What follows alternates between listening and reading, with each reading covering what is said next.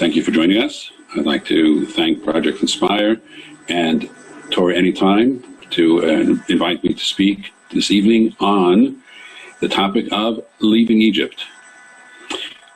Many people nowadays are all caught up with what's going on outside, of course, with the coronavirus and many people being sick. I'm not going to be addressing that tonight. As Rabbi Olavsky once says, I'm not a doctor, I'm not a posek, so whatever you feel is appropriate, whatever you need, whatever you got to do, you can do that. This is not chizuk for what we're going through tonight. It's for what we went through 3,300 years ago. So let's keep a light approach. Let's make people happy. Possibly we can forget about some of our problems. So many of you are probably familiar with the expression that has been used many, many times. What is the summary of every Jewish history?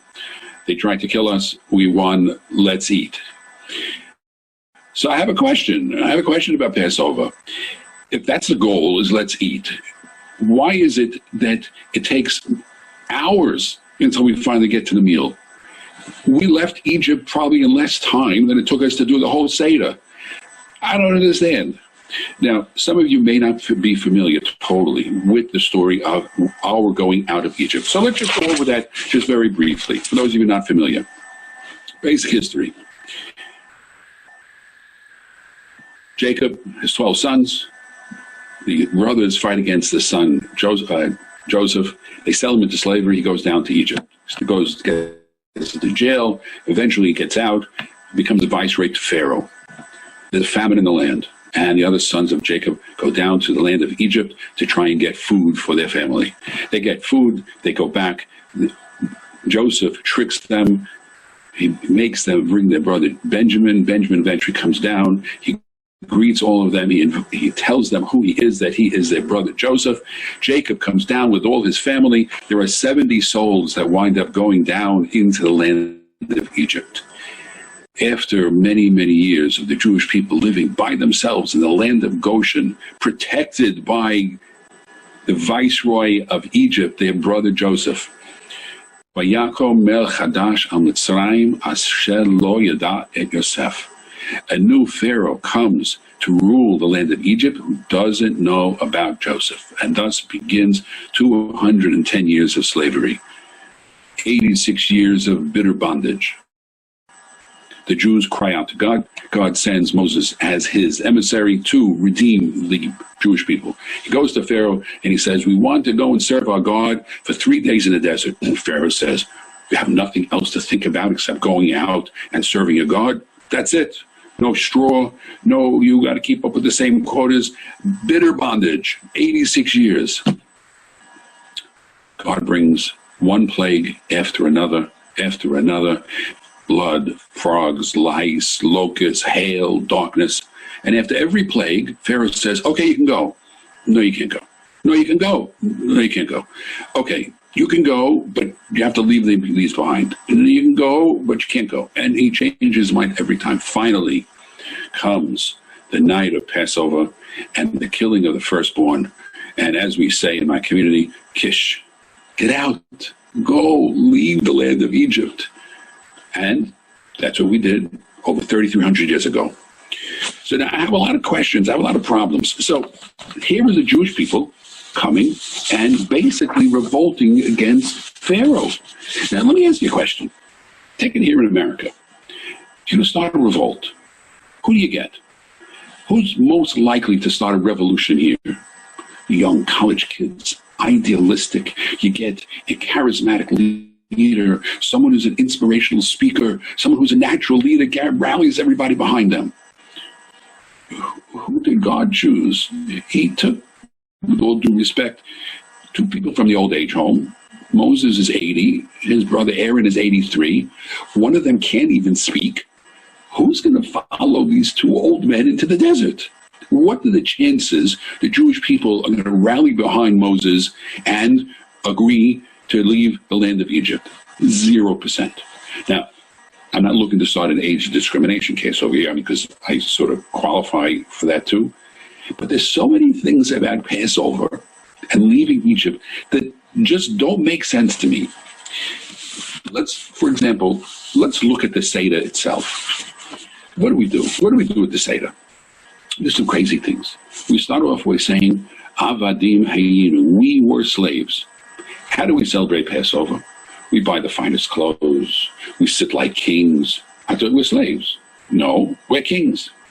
We drink 4 cups of wine, and we eat the bread of affliction. Doesn't make sense. We eat bitter herbs to remember the terrible time we had in the land of Egypt, and we have a 6-course meal after that, sooner or later. My biggest problem is the whole idea of the Seder is to encourage our children to ask questions. Okay, Michael, you can go first. No, I want to go first. Okay, sorry, you can go after Michael. No, Harry's going to go. One after the other, each one says, they all ask the questions. Problem is, we ever give him an answer? We never give him an answer. Dad, why do we dip twice? Oh, because we were slaves in Egypt. Oh, now I understand. I don't know. The biggest question. So, there's another thing that puzzles me greatly. We had, as I said, 86 years of bitter slavery, very, very difficult work working for Pharaoh. And yet, the Bible tells us that of all the ancient nations, if a Jew marries into the Egyptians, we have to accept him. Why? Because they took care of us.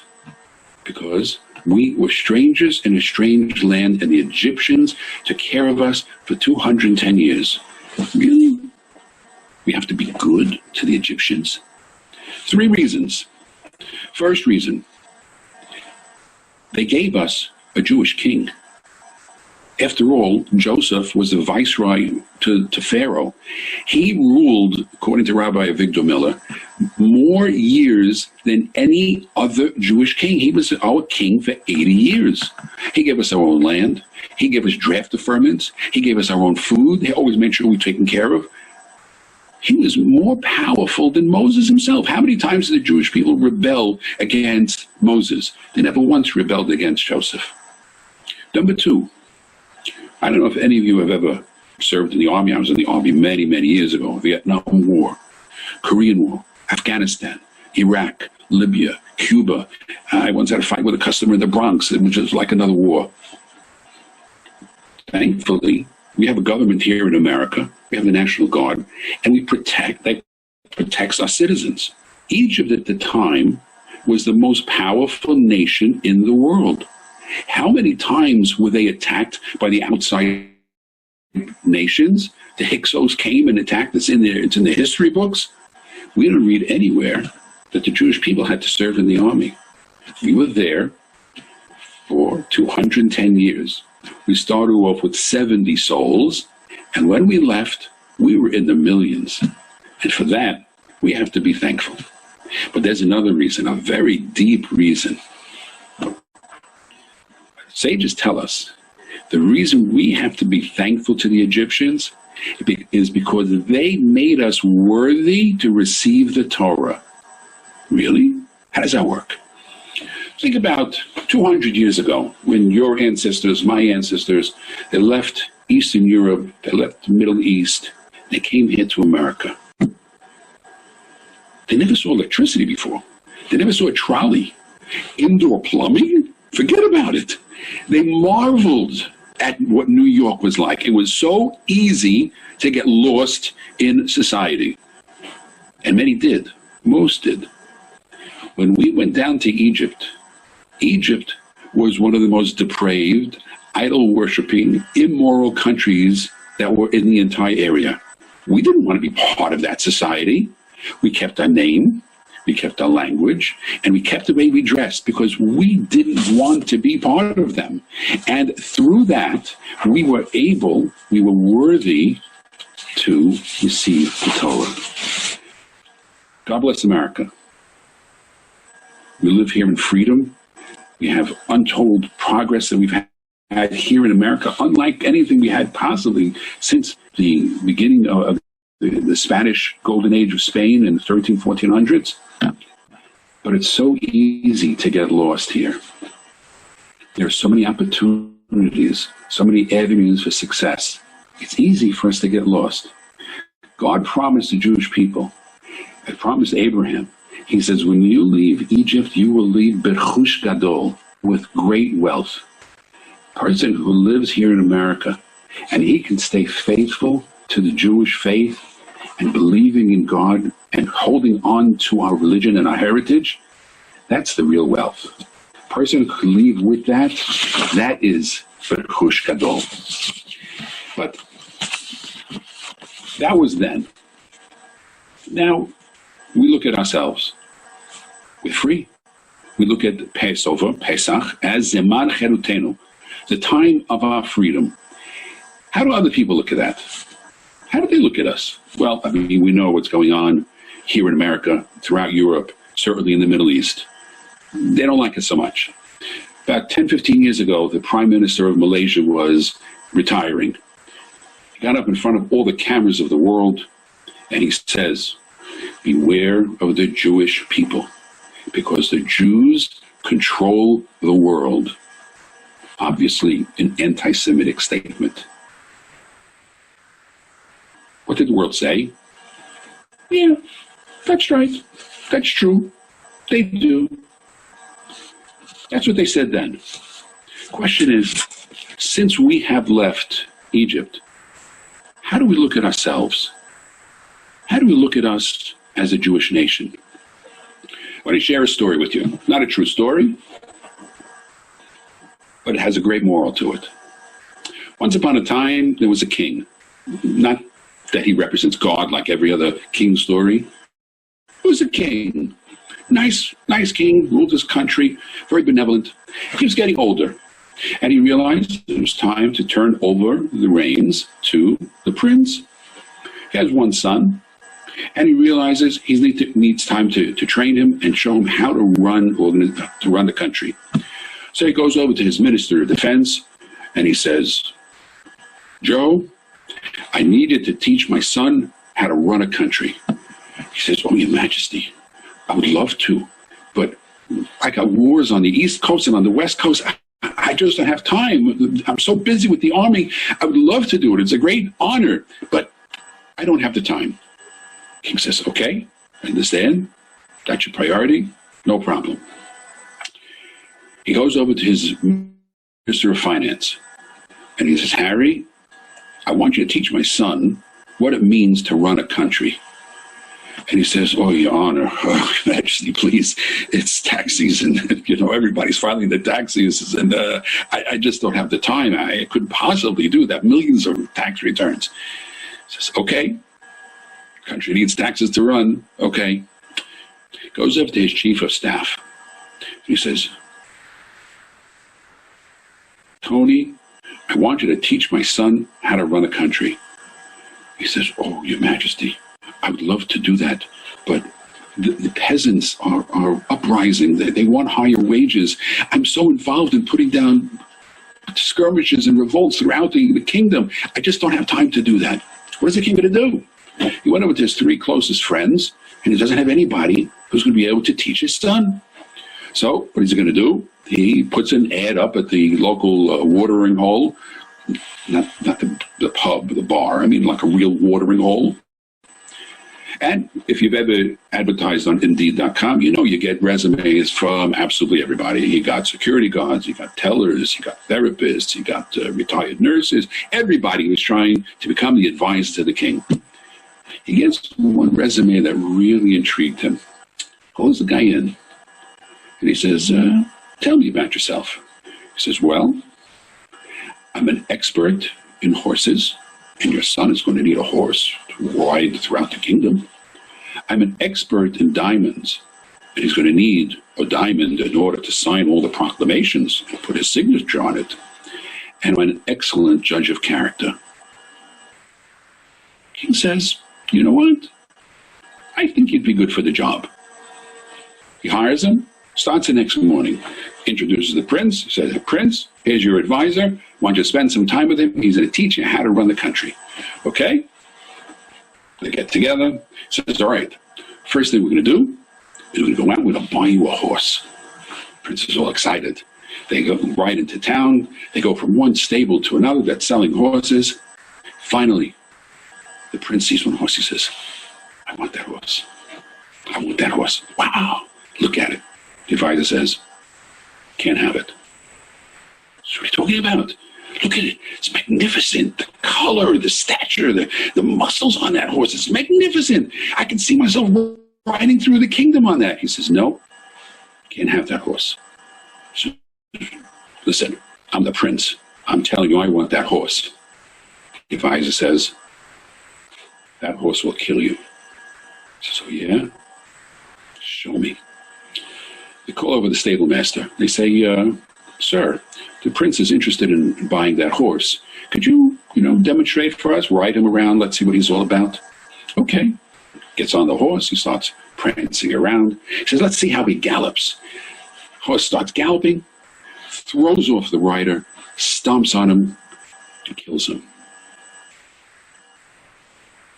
The prince looks at the advisor. He says, wow, you saved my life. You were right. He would kill me. Thank you. He reaches into his pocket, takes out a ruble, and gives it to the advisor. Okay, enough excitement for one day. Let's go back to the palace. Next morning, they go out. Time to buy him a diamond. Okay, they go back to the marketplace, and they go from one jewelry stand to another jewelry stand. Finally, the prince sees one diamond. He says, wow, I've got to have that diamond. It's beautiful. It's probably the biggest diamond in the entire kingdom. Advisor says, can't have it. He says, why? Look at it. Look how it shines. Look how big it is. I never saw a diamond so big in my life. You can't have it. He says, listen, I'm the prince. I want that diamond. Mister, how much is that diamond? He says, 10,000 rubles. He says, I want the diamond. The advisor says, no. He says, yes. Okay, sir, let me see the diamond. The advisor takes it, throws it on the floor, stamps on it, and it cracks like glass. He said, you see? That's not a diamond. That was glass. The prince looks at him. He says, wow, you saved me a fortune. Puts out his hand and shakes the hand of the advisor and says, thank you. Okay, enough excitement for today. Let's go back to the palace. Next morning, the advisor comes, reports to work. The prince says, my father tells me that you're an excellent judge of character. Tell me about me. The advisor says, no. He says, tell me about me. I want to see. I know myself. I want to know how good a judge of character you are. Now, the obvious answer he gives is that you're a cheap, no good for nothing. It's not what he tells him. He says, you sure you want to know? He says, yeah, I want to know. He says, you are not the son of the king. What? How dare you? How dare you say that? I'm taking you to my father. He drags the advisor. They go back to the king, and he says, Father, he has the nerve to say that I am not your son. I want this man excommunicated. I want him executed in the town square. I want everybody to see how you don't fool with the family of the king. Looks at the advisor, looks at the son. He says, you're not my son. What? You're not my son. Your mother and I were married for many, many years, and we could never have children. And one day we're riding through the kingdom, and we saw you lying on the side of the road. And we said, look what a beautiful little baby this is. We took you into the palace, and we raised you as if you were our own son. But nobody knows. And don't worry, you will still inherit the kingdom. The advisor and the son go out for a walk. The kid is devastated. He said, how did you know? How did you know that wasn't my father? He said, when I saved your life, what did you do? You gave me a ruble. He says, if you were royalty, if you had blue blood flowing through your veins, you would have bought me a palace. You would have given me an island. If you had a sister, you'd give me the princess for me to marry. You gave me a ruble. And when I saved you a fortune, you shook my hand. He says, if you were royalty, you wouldn't treat a person that way. There's a certain way that you have to act when you're a king, and you don't act like that. You treated me like any poor guy growing up in the street, like a pauper. Ladies and gentlemen, we are the sons and daughters of kings. Abraham, Isaac, and Jacob. And we are the children of the King of Kings. And we have to behave a certain way. We look at ourselves, we look at the Jewish nation. How do we see ourselves? We represent goodness to the world. How do you know? Because they hold us to a higher standard. If we do something wrong that any other people could do, they say, how could the Jewish people do that? They should know better. They know that we represent goodness. Since we left Egypt, what have we done for mankind? Let's take a look. About 80 years ago, there was a man named Winston Churchill, probably the premier statesman of the world. This is what he says. He said, some people like the Jews and some do not. But no thoughtful man can deny the fact that they are beyond any question the most formidable race that ever appeared in the world.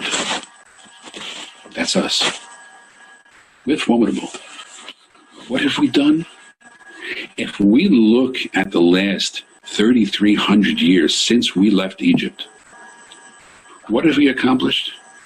We have given religion to 3/4 of the globe. Yes, the Christians, they believe in Mount Sinai. They know that we were the chosen people.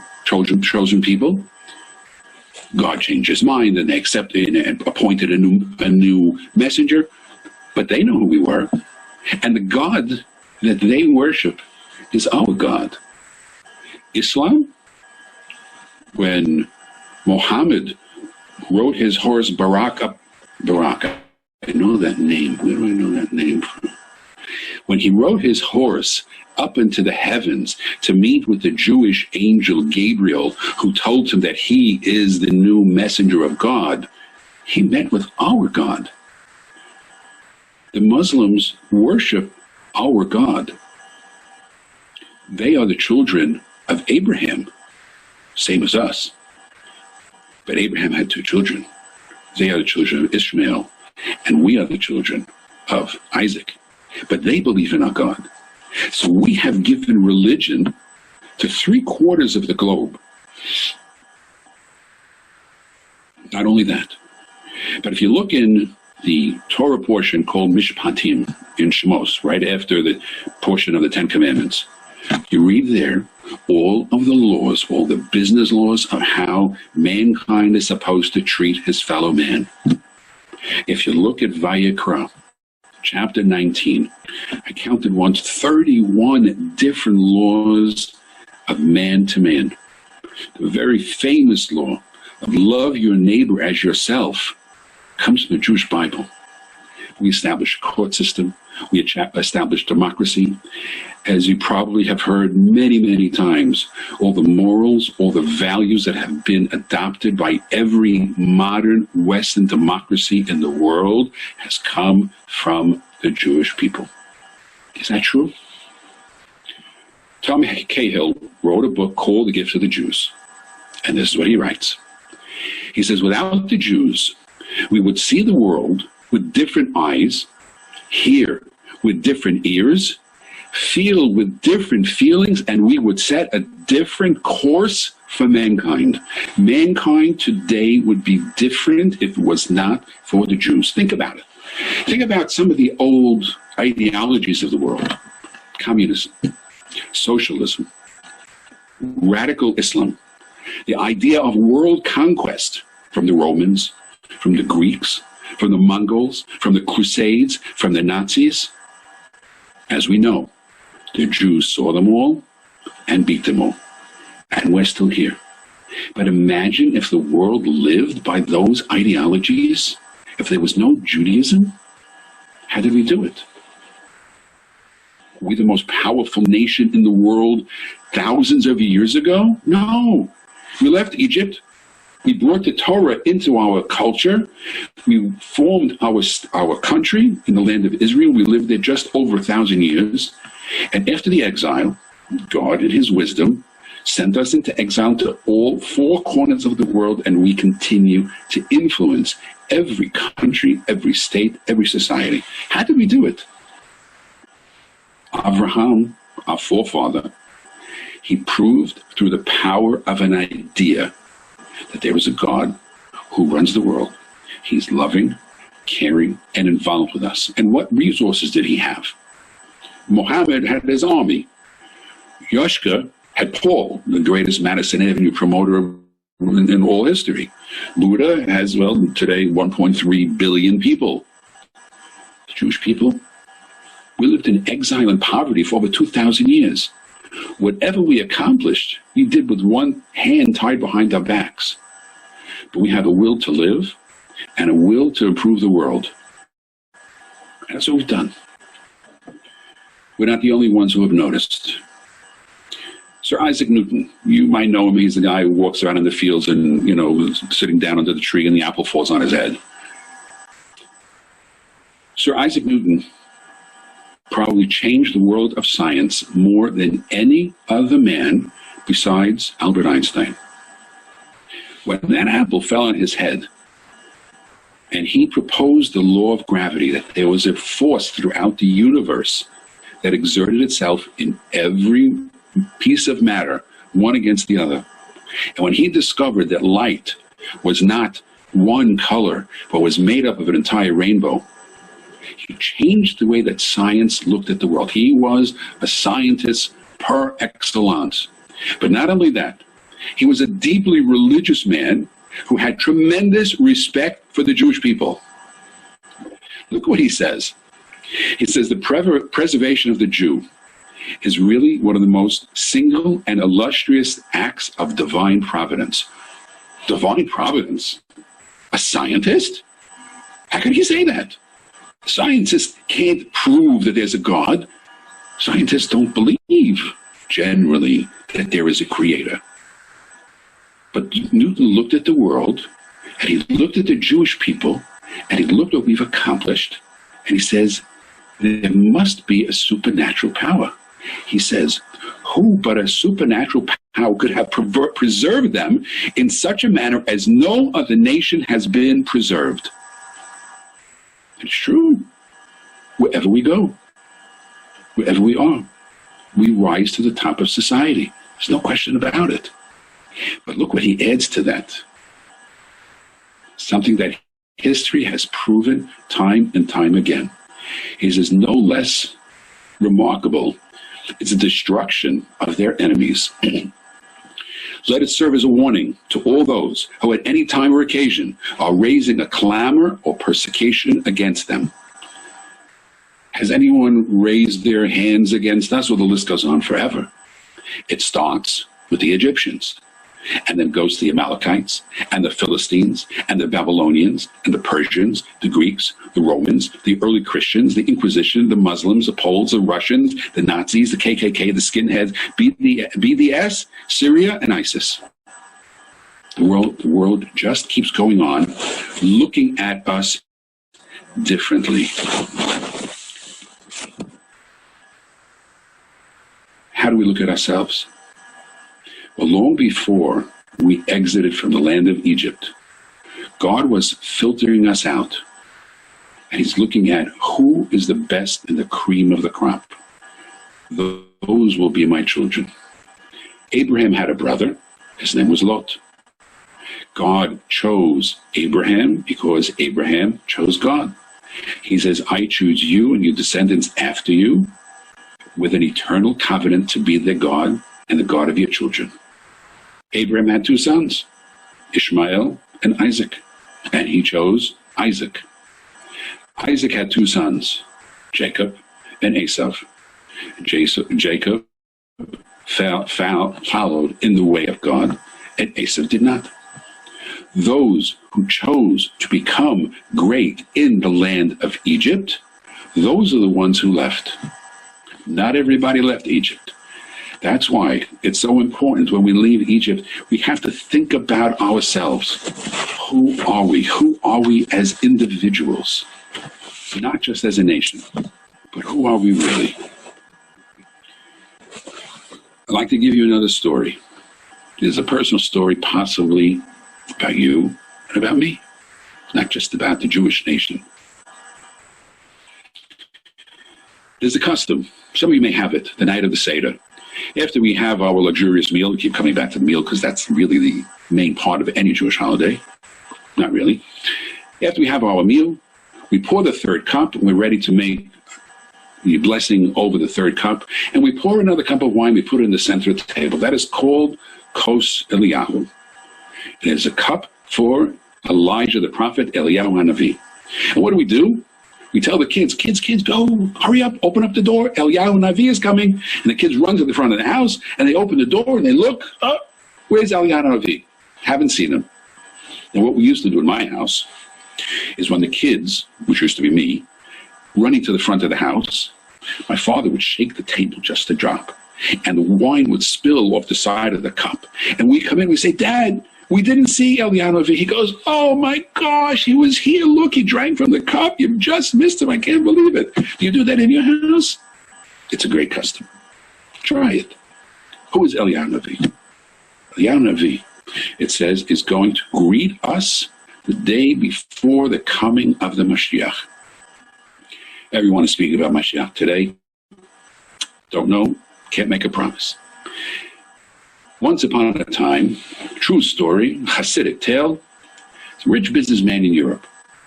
He wanted to see Eliyahu HaNavi. He went over to the Baal Shem Tov, and he says, great rabbi. He says, I do so much for the community. I help so much. I help everyone. I help all the poor people. I want to see Eliyahu HaNavi, the prophet.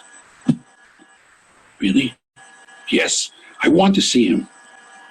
So the Baal Shem Tov tells him, okay, this is the eve of Passover. He says, what I want you to do, he says, I want you to take your wine and your matzah and your food and your dishes and load up your wagon. And I want you to ride through the forest.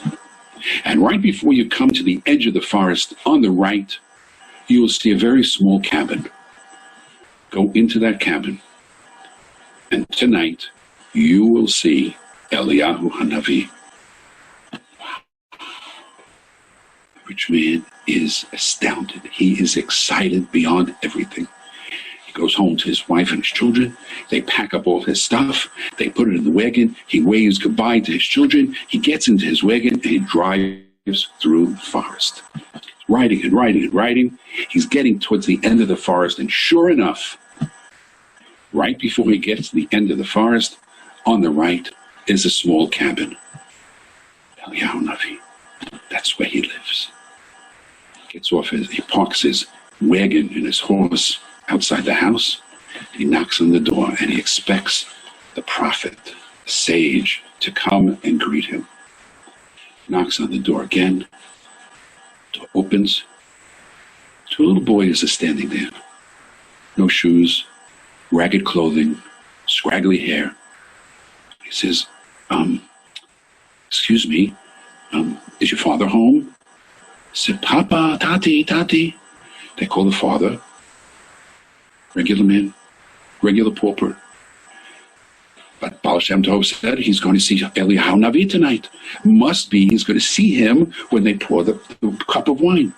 He says, listen, I need a place to stay. Say, is it okay if I stay here with you tonight? poor man turns around and he says, I don't have much to offer you. He says, don't worry, I have plenty of provisions. He goes back to the wagon and he brings in the wine and the matzah and the food and the dishes and the desserts and everything. People, the kids are looking. They never saw such things. He unloads his whole package and he prepares for the Seder. Goes, gets all dressed up, in his holiday best. They go, they sit.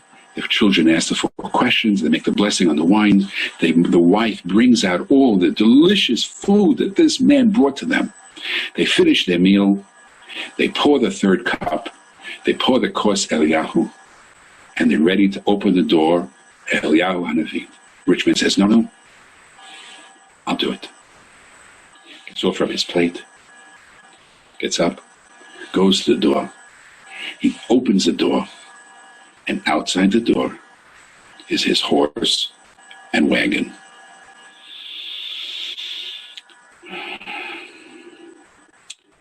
Okay, oh, I understand, because this is the first night. So possibly he's going to come the second night, because if he comes the first night, there are other things he has to go and places he has to be. So he's coming tomorrow night. Okay, they go back. Finish the Seder, goes to his straw bed, sleeps on the straw bed, wakes up the next morning. They do what they do. They pass the day. Next night comes the time of the Seder. They sit down. He gets dressed up. They bring the food. They have the Seder. They drink the wine. It's time now to pour the cup. This time he's trembling because he knows he has a promise from the Baal Shem Tov that Eliyahu Hanavi is going to be at the door. He gets up. He opens the door. And outside the door is his horse and wagon. He is as miffed as you can be. No question about it. Okay? They pass the next day. As soon as the holiday is over, he packs up his stuff, gets on his wagon, drives back to town, goes directly to the Baal Shem Tov, wakes him up at 1 o'clock in the morning. He says, what did you do to me? You made me leave my family. You made me spend a holiday sleeping on a straw bed. I've never done that before in my life. You promised me I was going to see Eliyahu Hanavi. Nothing. How could you do that to me? After all we've been through together, how could you do that to me?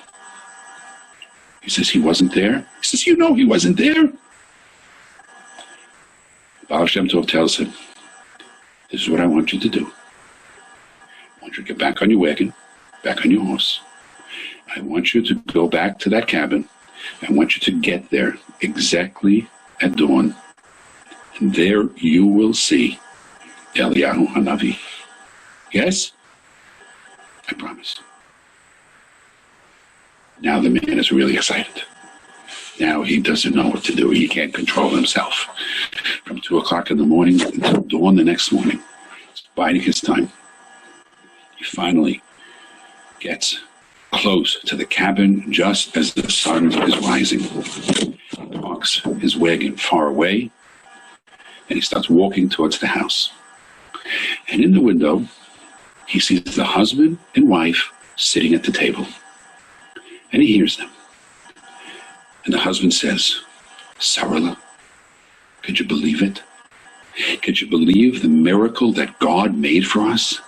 Of all the places in the world, this rich businessman comes and he spends the holiday with us. Did we ever see such food? Did we ever have such a beautiful, wonderful, glorious holiday? What a miracle. How grateful we are to Hashem that he sent us this man. Sarah looks at him and she says, Uncle, what's the matter with you? That was not a man. That was Eliyahu Hanavi. The businessman heard what she said. He thought about himself. He realized the impact that he had on other people. He got back on his horse and rode into town. Ladies and gentlemen, we are a great nation. And as we've heard, we've accomplished so many things to change the world for the better. That's us as a Jewish nation. But what about us as individuals? We've left Egypt. We are physically out of that land. We are here in America, and God bless America. But we have so many influences. So the Goyish influence on us is so powerful. It causes many of us to lose sight of what's really important and to forget about our own potential. Each one of us has a potential to change the life of others. We need to look at ourselves and say, I am part of this glorious nation. What am I doing to make this world a better place? The purpose of the Haggadah and the night of the Seder is to transfer this tradition from father to son, from mother to daughter, from rabbi to student. To tell it over to your children. We celebrate Pesach and the going out and leaving of Egypt because that's when we were formed as a nation, which we gained our freedom. We brought Torah to the world. We have the ability to change the world, to change our friends, to change our family, and to become better people ourselves. As Winston Churchill said, we are the most formidable nation ever to appear in the world.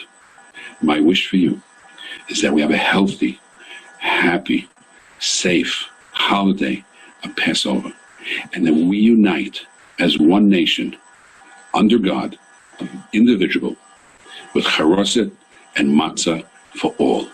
Thank you very much.